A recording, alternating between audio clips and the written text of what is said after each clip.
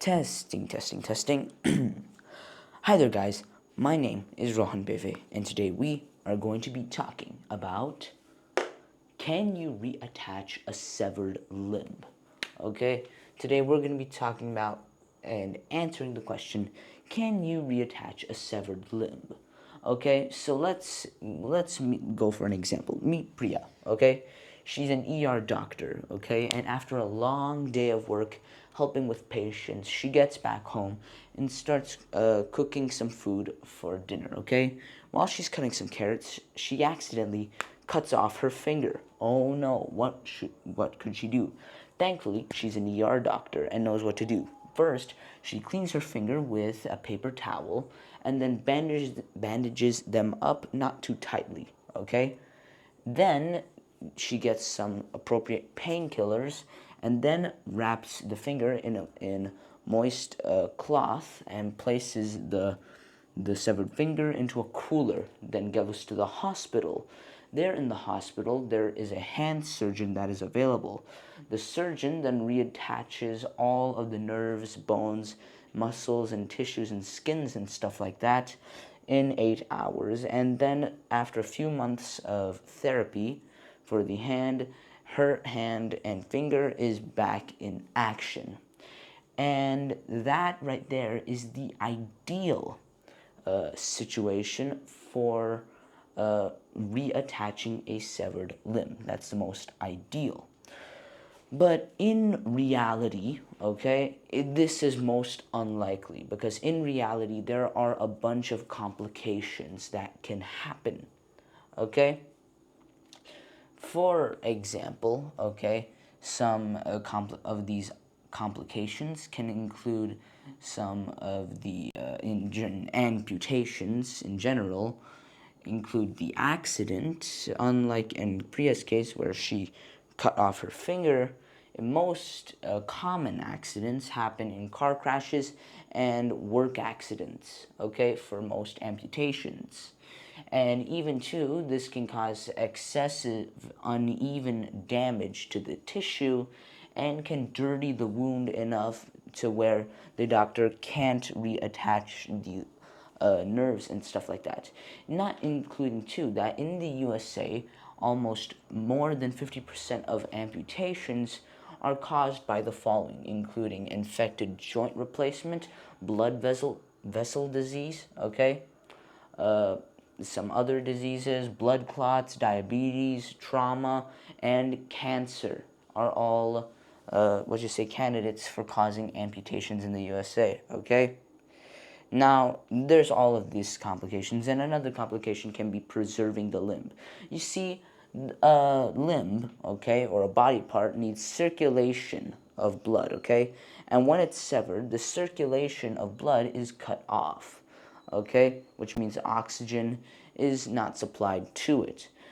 And other nutrients and stuff like that are not supplied to it.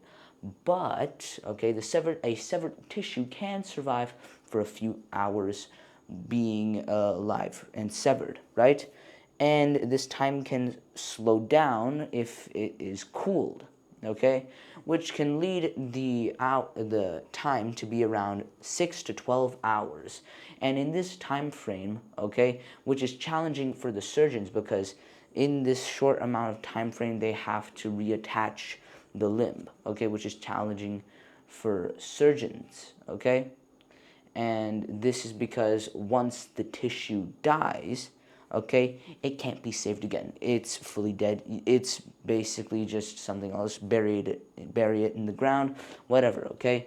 And the thing is, it's challenging for surgeons, in one way, because you see most hospitals don't have the proper tools or experts. And even if they have the experts, nerve repair, okay, is very tricky. So it's not easy to do, okay? And let's say if it was a clear cut, the doctor could, or not doctor, but the surgeon could maybe stitch the nerves. But if it was rugged, right, he could, or they could, the surgeon could conduct another nerve and replace a few other nerves to make it work. but there won't be that much sensation and it wouldn't work that properly, so it is again unlikely, okay? But there is a more common solution to amputation, and that is prosthetics, okay? Prosthetics legs are nowadays very good for walking and running, right? And prosthetics arms in history have tended to be, very strained and very bad in general. But we are, and they're very hard to replicate the actual complexity of our motor functions and stuff like that.